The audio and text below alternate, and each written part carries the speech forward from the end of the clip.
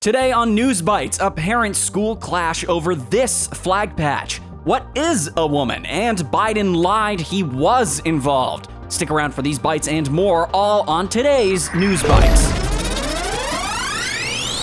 Okay, real quick, the FBI gained access to Quackbot's botnet infrastructure, controlling hundreds of thousands of devices using malware. Quackbot infected devices through spam emails with malicious links or attachments and enabled ransomware, fraud, and other cyber crimes. They identified over 700,000 infected computers worldwide, including 200,000 plus in the US. The FBI redirected traffic to servers that installed an uninstaller to remove Quackbot. All right, here's the scoop. An email shows Hunter was notified about official calls between Joe Biden and Ukrainian President Poroshenko in 2016. Joe was notified with his secret Robert L. Peters account on May 26th of 16, and a call was scheduled shortly after for May 27th. Joe has denied involvement in Hunter's Ukraine business deals, but the email confirms the Bidens were working together on Ukraine dealings while Joe was VP, proving Joe lied about not being involved in Hunter's business, hid communications from public and watchdogs, and shows the Bidens worked together on international bribery schemes. In response to a FOIA request, the National Archive confirms it has about 5,400 emails and records showing Biden using these pseudonyms as vice president.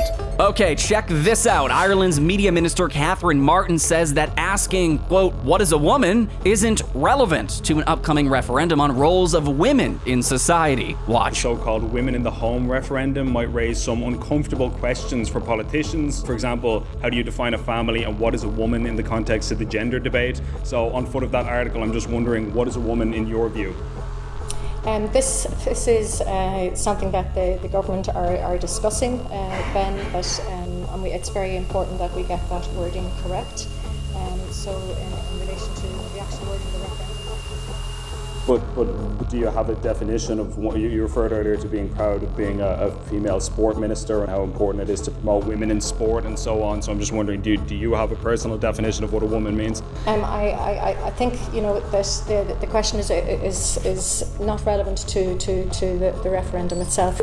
All right, here's the latest. Queer climate activists say LGBTQ plus people will suffer first from climate change, claiming factors like homelessness and poverty make the community more vulnerable to extreme weather. Focusing on studies that claim LGBTQ plus youth are, quote, 120% more likely to experience homelessness than normal society, with discrimination also limiting access to resources to cope with disasters, such as medications and housing. LGBTQ plus activists are using this as a rallying cry, saying they must push for systemic change, advocate for collective care, and communities. All right, in case you missed it, a parent was dragged into school for her 12-year-old boy who was asked to remove a Gadsden flag patch from his backpack. Take a listen. The reason that they do not want the flag, the reason we do not want the flag displayed is due to its origins with slavery and slave trade.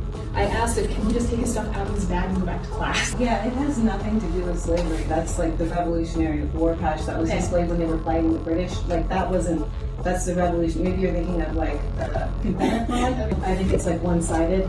You allow some patches, but not other patches. Some patches, like other names, some like the American flag. He takes his classes seriously. He studies. He wants to get straight A's. He did that.